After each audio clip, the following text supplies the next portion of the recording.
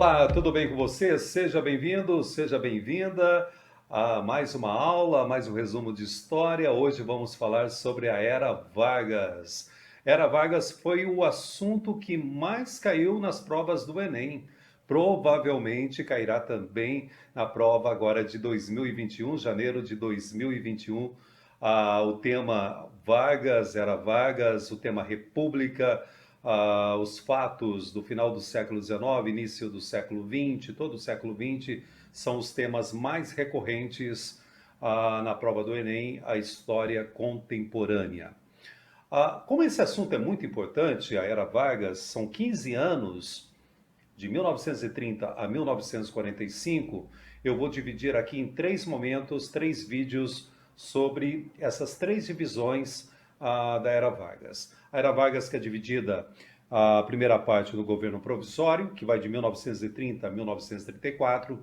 Depois nós temos o governo constitucional, de 1934 a 1937. E o Estado Novo, que vai de 1937 até 1945. Nesse primeiro momento, então, vamos falar sobre o governo provisório de Getúlio Vargas, que vai até 1934, até a Constituição de 1934. Pelo próprio nome, provisório, olha só, provisório.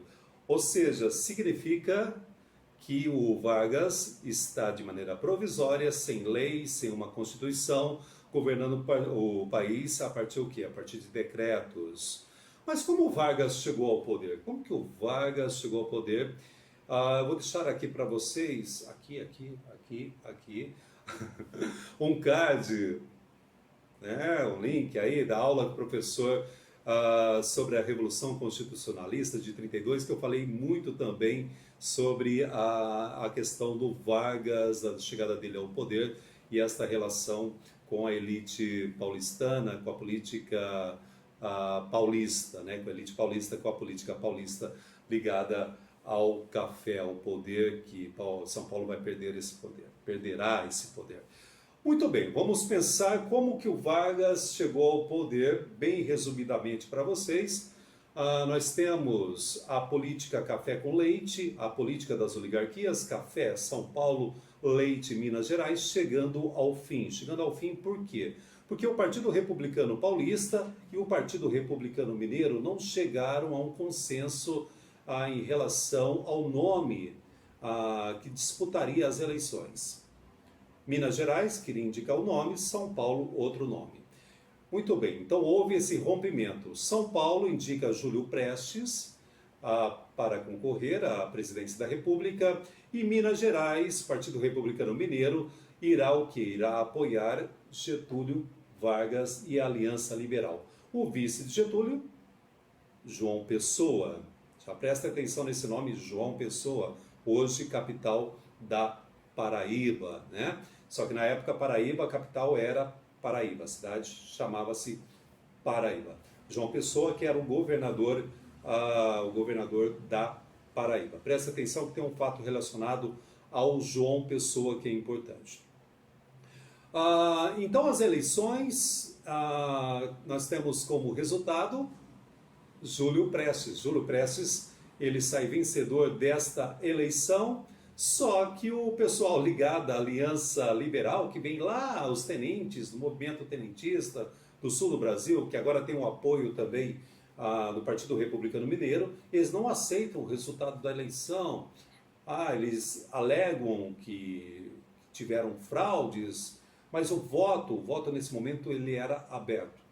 Ele era aberto, mas e tinha fraudes, segundo a Aliança Liberal.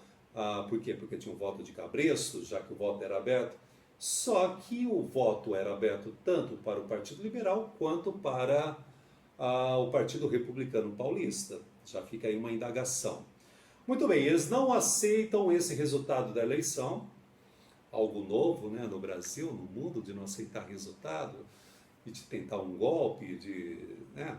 Muito bem. Aí começa o movimento para levar Vargas ao poder.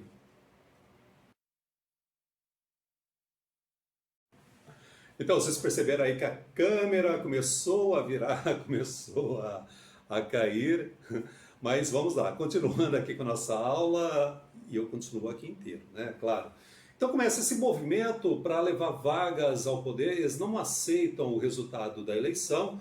Nós temos a morte do governador da Paraíba, que era o candidato a vice do Vargas, o João Pessoa. Ele é assassinado nesse período na cidade de Recife, ali próximo a João Pessoa, que era a cidade de Paraíba, né, capital da Paraíba.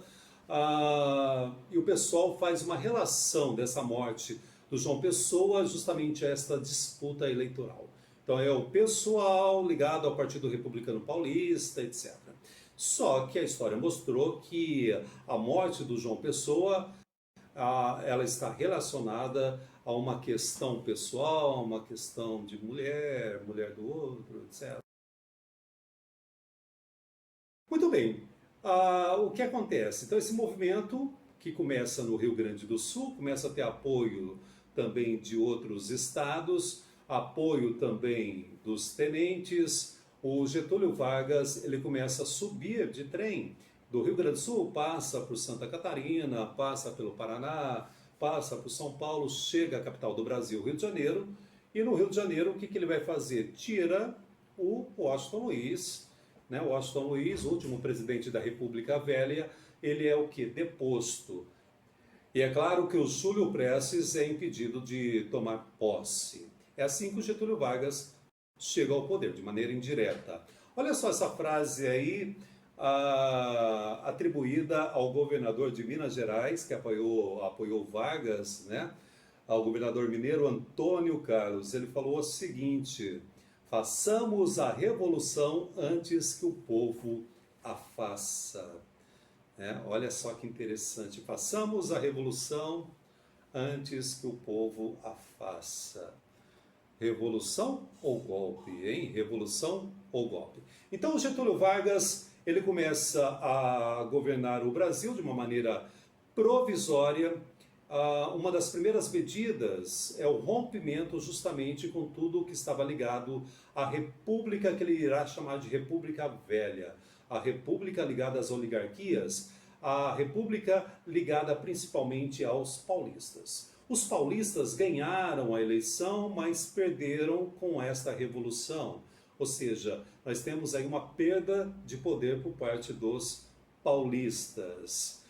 O Getúlio Vargas, governando através de decretos, ele vai suspender a Constituição Republicana de 1891 e um dos primeiros, né, ele irá criar uma das primeiras medidas. Nós temos a criação de 2 ministérios, o do Trabalho, Indústria e Comércio e também da Educação e Saúde. Ele irá Ele irá nomear interventores para os estados. Inclusive, ele irá mandar um interventor para o estado de São Paulo. O estado de São Paulo terá um interventor que não é paulista. E é claro que, olha só, paulistas perderam a eleição de maneira indireta. Os paulistas estão sendo governados por alguém que não é ligado à oligarquia paulista. E também o Getúlio Vargas está governando sem uma Constituição. Tudo isso irá levar o quê? Irá levar a uma Revolução Paulista. Os paulistas irão pegar em armas em 1932 e vão lutar o quê? Contra o Getúlio Vargas. A Revolução Constitucionalista de 1932. Esta revolução que pediu uma Constituição, São Paulo irá perder, mas ao mesmo tempo irá ganhar. Tem um card aqui, acho que aqui, não, aqui, com uma aula sobre a Revolução Constitucionalista de 1932. Eu gravei essa aula no dia 9 de julho deste ano, 9 de julho de 1932, é feriado no estado de São Paulo, o dia em que deu início à Revolução Constitucionalista. Muito bem, São Paulo perde essa guerra civil que nós tivemos, São Paulo contra as tropas do Vargas, mas ao mesmo tempo São Paulo sai vitorioso. Sai vitorioso por quê? Porque Vargas, ele irá o quê? Ele irá convocar uma Assembleia Nacional Constituinte. Nós teremos o quê? Elaboração de uma Constituição que será a primeira Constituição da era Vargas. É importante também falar que em 1932 nós tivemos algo muito interessante, que foi a questão do direito, da legislação eleitoral que dava direito ao voto à mulher, desde que ela tivesse o quê? Que ela tivesse 21 anos. E o voto também passou a ser secreto. Depois, na Constituição, que nós teremos em 1934, a mulher terá direito ao voto, agora dentro da Constituição também, e nós teremos o voto no Brasil passando a idade mínima de 21 para 18 anos. Então nós temos aí na Constituição de 1934 alguns aspectos interessantes: o voto direto em secreto, confirmado o direito de voto e também de candidatura feminina. Continuavam excluídos analfabetos, mendigos, militares de baixa patente, não tinham direito ao voto. A idade mínima, que eu falei para vocês, 18 anos. Reconhecimento de direitos trabalhistas, salário mínimo, jornada de trabalho de 8 horas, proibição do trabalho de menores até 14 anos, menores de 14 anos estão proibidos de trabalhar, férias anuais remuneradas, indenização na demissão sem justa causa. Nós temos também a questão do nacionalismo econômico, que é importante citar, proteção das riquezas naturais do país. E esta Constituição de 1934, ela estabeleceu o seguinte, que a próxima eleição para a presidência da República seria indireta e a seguinte seria direta, prestem atenção. De maneira indireta, Getúlio Vargas será eleito, que é o tema da nossa próxima aula. Então ele governa o Brasil a partir de então com uma Constituição de 1934 até 1938. Não, 1937 nós teremos um golpe, o golpe do Estado Novo. Porque pela Constituição ele teria o quê? Quem fosse eleito, e ele que foi eleito de maneira indireta pelos deputados, ele teria direito a 4 anos de mandato e teria que convocar eleições presidenciais, o que acabou não ocorrendo, que é o tema que estará na nossa próxima aula.